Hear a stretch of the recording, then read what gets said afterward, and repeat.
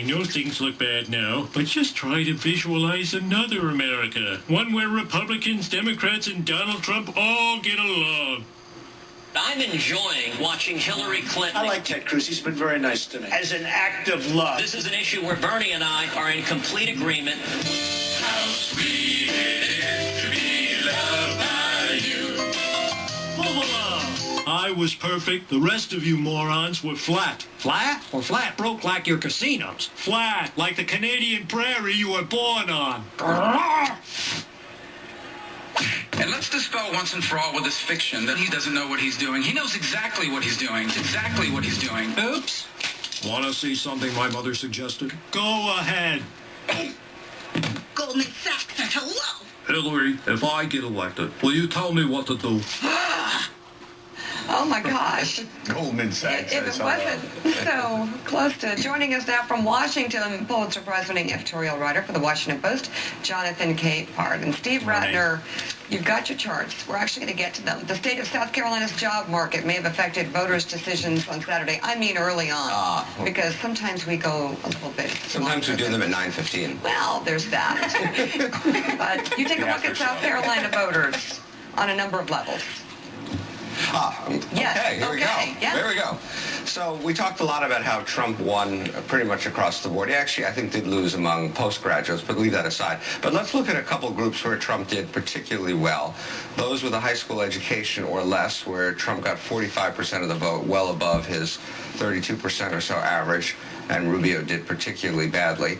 And let's look at people with lower incomes, below $50,000, where he did a bit better than his overall average. And again, Rubio did particularly badly.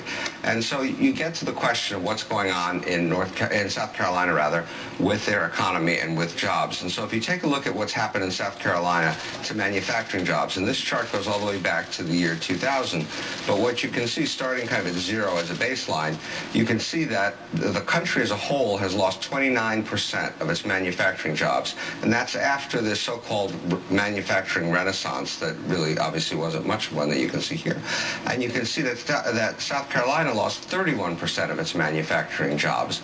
And so if you're in a situation where you don't have a high school diploma and where you're earning less than $50,000 a year and 30% of your manufacturing jobs disappear, you're in a state with lower median income, you're in a state with higher unemployment, it's not totally shocking that someone who is talking about trade and closing the borders, dealing with these jobs, would resonate. If you look and by the way, somebody brought this up last week, that blue-collar evangelicals were more likely to go for Trump than they were for Cruz. And this is a great example of where, and then the person said, and who will be voting among the evangelicals in South Carolina?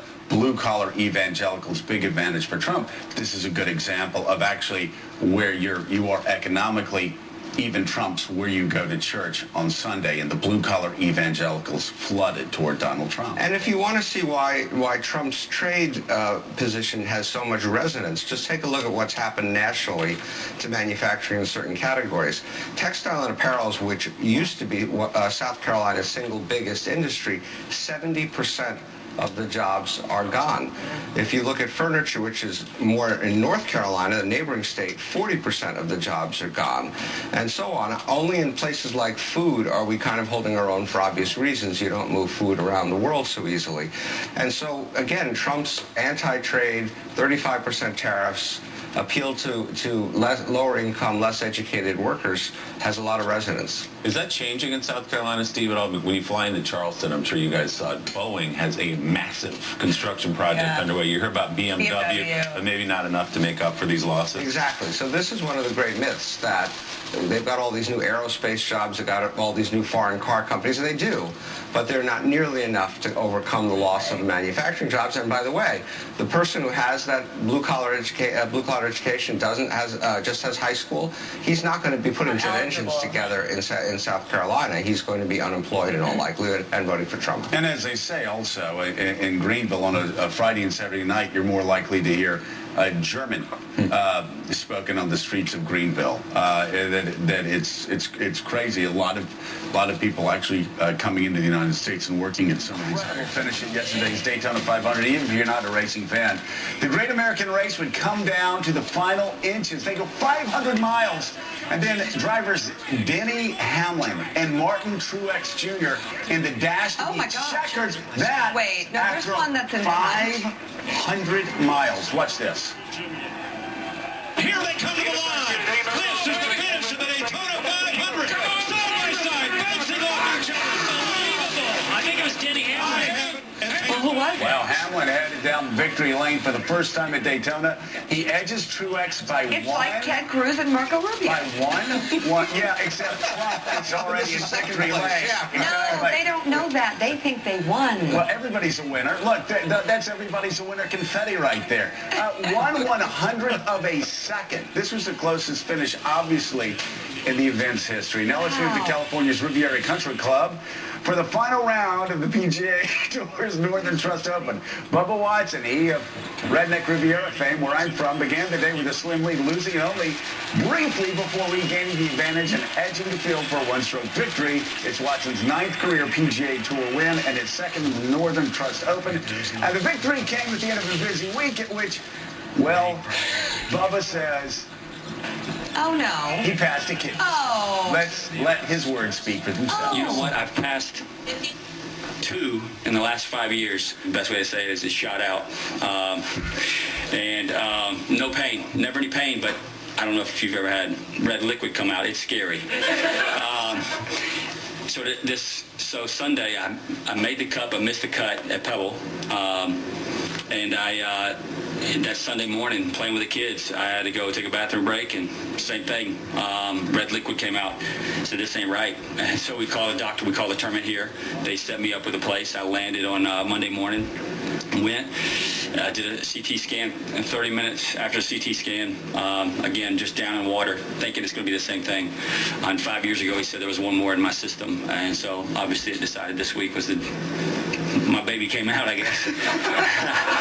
Story in the world. What is going on here? Why did he give us all that information? It's just shot out. We're having breakfast. Who said journalism was dead? Really, I'm impressed. Oh, my Lord. Does he know that that's perhaps something you say, like, to, at home? Makes his success look even more... No. It just gives us all a hole. Gives us all a middle vision we just don't want to have. Well, I actually can't get that at all. I don't get golf. Yeah, I don't get it. Up next, it's sobering to remember what the next president will inherit.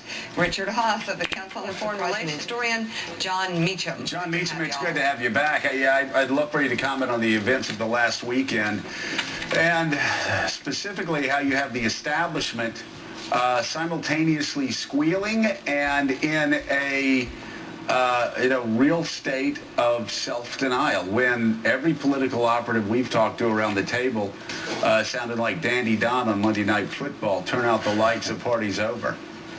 Right. Well, there's been a Bush on the Republican national ticket for 6 out of the last 9 presidential elections. It's a remarkable achievement as a family, and that in this generation came to an end this last weekend. Jeb's grandfather first ran for the Senate 66 years ago. Was elected 64 years ago. So a big chunk of American history has reached a new chapter. Really back first to a guy that you wrote a book about, Andrew Jackson. Yeah. Absolutely. You have an outsider who is saying things, seems to be speaking for people who feel disenfranchised, who feel that the system itself does not work for them, that it's rigged against them. This is for Mika, but the text, the key text of American populism is a veto message that Jackson wrote in 1832, where he talks about how, if favors from the government affect everyone and falls on us like the rain, that's fine. If it falls for the privileged and the few, then it's wrong.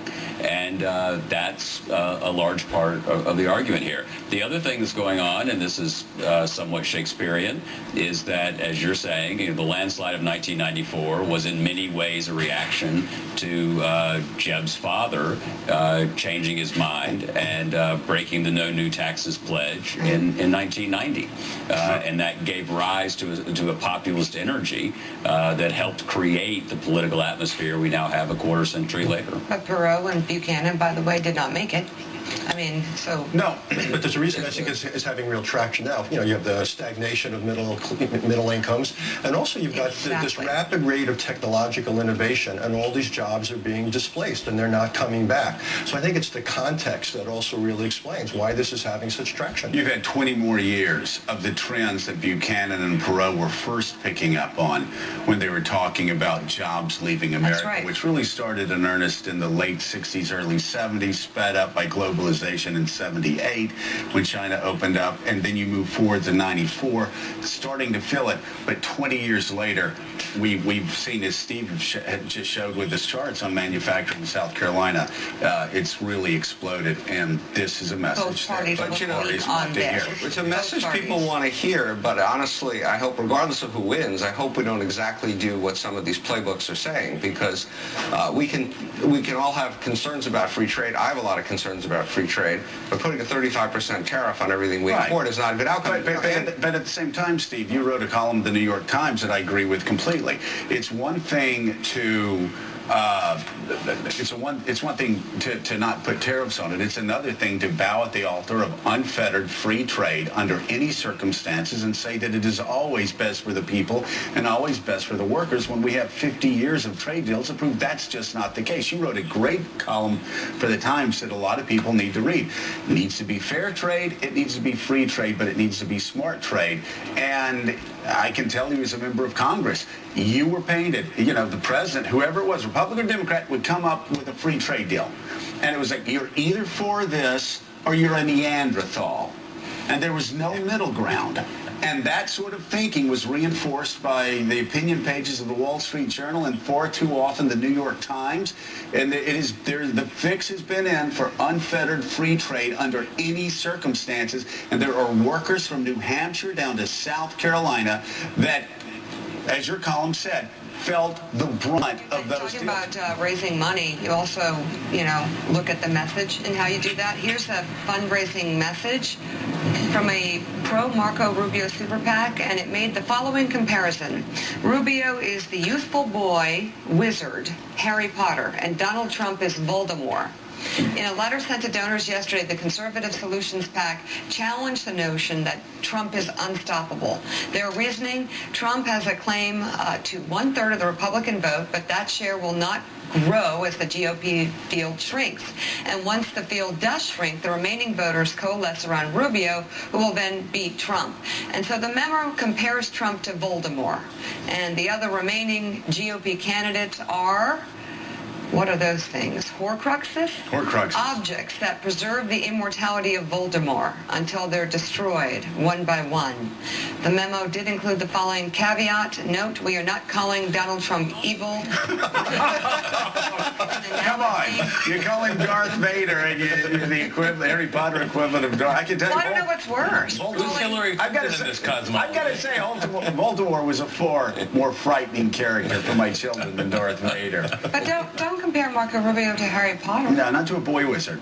I don't think that's very good. I called Trump political chemo, that he might be really strong medicine for some people, and there's still a lot of Republicans. But he's the only thing with any chance of sort of killing the cancer that's this corrupted, establishment. I'm sure in California, that resonates in California, where people are pretty disgusted with Washington. It kind of resonates across the country right now. Everywhere you go. It's the number one thing people So what are Republicans behind closed doors talking about? What's the real concern about this election? You say there's no panic. Nothing to no, there's panic in different groups. Okay, I think people have moved. At the beginning, I think it's the same panic you're probably feeling in the Democrat, but they didn't think Bernie would be where he's at. They didn't think where it's to now. I personally believe it's down to a two-person race. The strategy, I thought Cruz probably had the best ability of his mapping out, but not winning winning in South Carolina. That's very difficult now for him. The bigger advantage is to Trump. He's got the momentum. I think there's more 50% chance he's the nominee. And I think that's what's setting in for a lot of people. Could they get their heads around Trump? Can you work if Trump were the nominee? Would certainly everybody around the table this morning feels like there's a better than 50% chance that he wins this thing. You think you can work with Donald Trump? Oh, yeah, I think I work with Donald Trump. Yeah, you think you can work with Donald Trump better than you can work with Ted Cruz? Be honest. Be honest. That's an unfair question. I've never dealt that much. Yeah, but you know exactly what Ted Cruz did during the government shutdown. He would come over. He would not only undercut senators that he worked with. He would undercut you. And I'm not being negative of Ted at all, because I was a bomb thrower when I was there as well.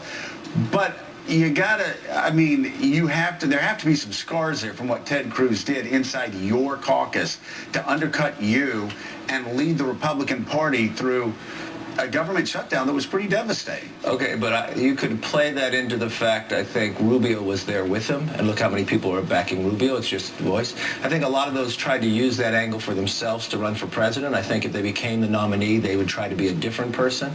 So you think you can work with Cruz? I think I can work with anyone that comes out to be the nominee, yes. Because I think fundamentally whoever wins that nomination wants to be successful. Would John Kasich be a good president? I think John Kasich would be an excellent president. I think he would be... On paper, he seems like the very best. I always had this philosophy that I think governors is a better training ground to be president. They can't print more money. They have to balance the budget. They pick a cabinet. They run agencies they didn't create and try to make them effective. And you have to make a decision at the end of the day. When you're in the House and Senate, you could play the politics of it. But as a governor, you have to make a decision and work with both sides. So I would argue that not only if you think on paper he's the very best, then why wouldn't you also think in terms of his presentation and his performance at the debates, his ability, he's been good. His humanity? What hasn't been the very best about Kasich? Well, I'll tell you what, I felt it was personally moving when I watched, was it the young college student get up and talk about personal, and then right. So why wouldn't he that's the type of character I want in a person. Right. I mean, look, there's a lot of people that have not become president that I think would do a very good job as president. You have to get elected, and that's our system. That he wanted to punch somebody in the face. That's quite a standard at 2000. You've been to too many Trump rallies. Yeah, my mother would say maybe you've been to too many Trump rallies. I'm just laying them all side by side and making a comparison. But I will say that, again, anecdotally, but I was there for a long time. I talked to a lot of people. Some Trump rallies have a lot of, people who are there for the show who aren't necessarily planning to vote for him. This was a very supportive group. They like his message, and a lot of them were very aware that they need to go out and vote for him today if they really want to help him and not just get a free T-shirt. Yeah, so also let's talk about another event you were at, and that was Ted Cruz's press conference yesterday. And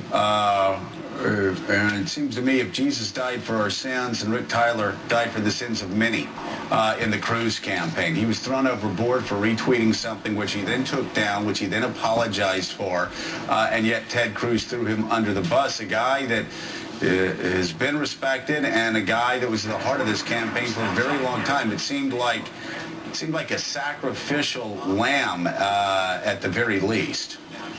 Yeah, I mean, look, Senator Cruz said nice things about Rick, and we all know Rick and respect how hard he worked, but he did make a mistake, and I don't think he would deny that. He hasn't denied it.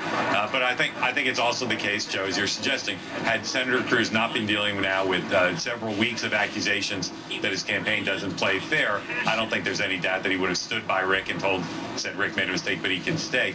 This is a meme that frustrates Senator Cruz and his campaign, and I think, again, many of the accusations about lying are really just kind of run-of-the-mill hardball political activities. But Ted Cruz needs to do what he thinks right. He also needed to try to right what was a bad storyline for his campaign, that they do things that other people just don't do. But I'll tell you what, Nicole, I'm sorry. This is what I love a lot of things about politics. I love when John Kasich gets a guy and cries. I love seeing Jeb Bush show grace under pressure when he's getting out of the race. I hate when a politician throws a staff member under the bus and fires him to get a little bit of heat off of him for the day. When this entire campaign lied in real time on Twitter, as the Iowa caucuses were closing. They photoshopped ads. They did so many other things that were far worse. I'm not saying what Rick did wasn't bad, but so many things were more calculated, more thought out, more put and more together damaging on to the campaign. Let me say this. I don't know Rick Tyler, but I admire him. I don't know him either. I admire him very much. I have been the staffer thrown under the bus. I've worked for winning presidential campaigns and losing presidential campaigns. I made as many mistakes on both, but I have never ever been fired by the person for whom I was working. And there is no decision like these ones that doesn't come from the top. So the fact that Ted Cruz, he sets the tone for his campaign. He screams liar, liar, liar. He's known, I think, around the world as a nasty, dirty player. He's admired for it. So to then fire one of his frontline soldiers, I think is... it is such an enlightening moment. Colors. I was going to say, and I actually tweeted it this morning at 5 o'clock, Rick's firing, a guy I don't know, Rick's firing says a lot more about the campaign Cruz than it says about who left Rick. their kitchens to go out and go door to door and to put yard signs up for me all the way back when, you know, things were different. Now you call homes and everybody's out working, but at that time, early days, it was an army of the women that really helped me to get elected to the state senate. There's actually nothing wrong with that comment, but somebody in the audience had something to say about it, and it became a big story. Take a look. First off, I want to say your comment earlier about the women came out of the kitchen to support you. I'll come to support you, but I won't be coming out of the kitchen. I got you. I got you. Hillary Clinton responded, tweeting, quote, "It's 2016. Well, and that's what he was saying. That's what John Kasich said. So That's the thing. This is so dumb. Amazing about this, Jeff Greenfield. This is so Can we such say a stupid effing annoying around the point? He actually said things have changed. Now you call home and nobody's there. This is a really serious threat to those of us who believe in the First Amendment. How can you make an issue of that? He says, yeah, when I started, it was a very different world, and women left the kitchens, and now they're all out working, and people say, aha! Mansplaining. It's beyond, you just scratch your head and say, you know, I think I'll just go wait till May. That's kind of like...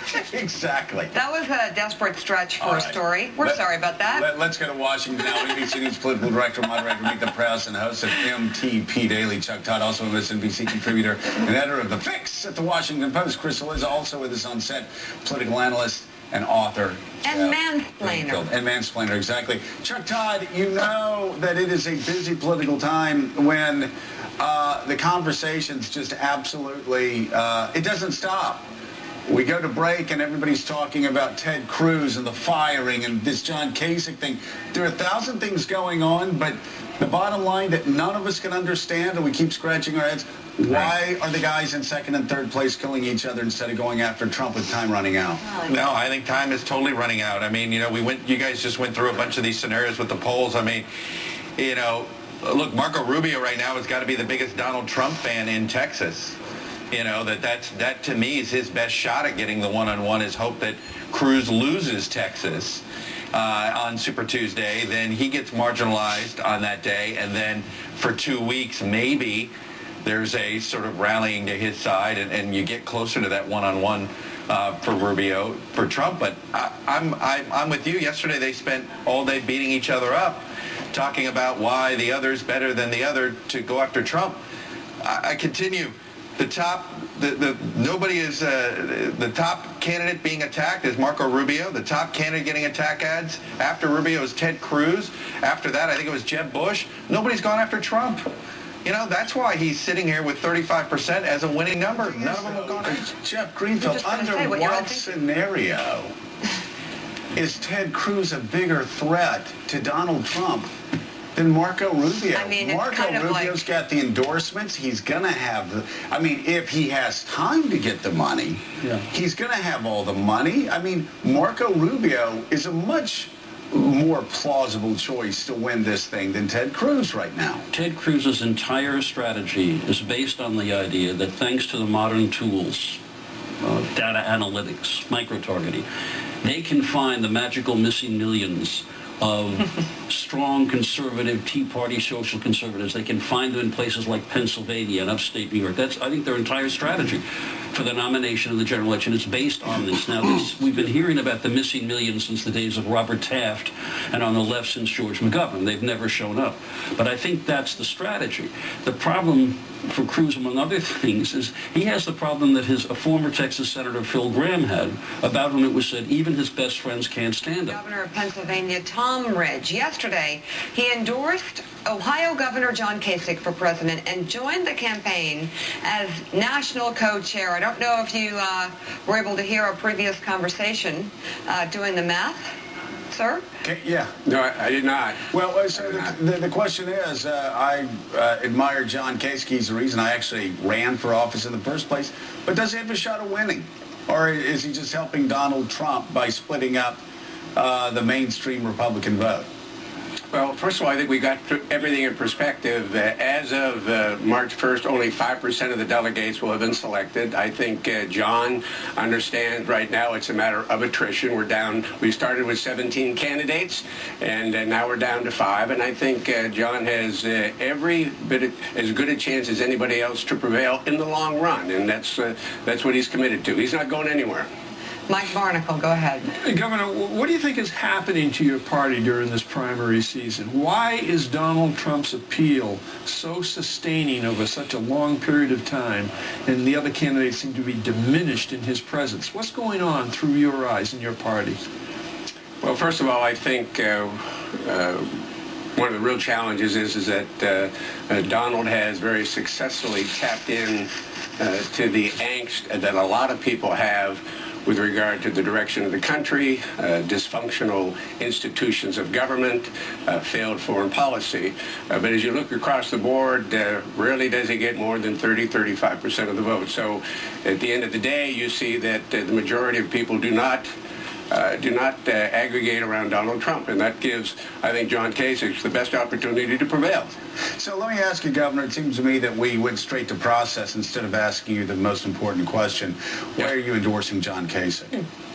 Well, I thank you for that question. I prefer proven leadership to the promise of leadership. I prefer action to rhetoric.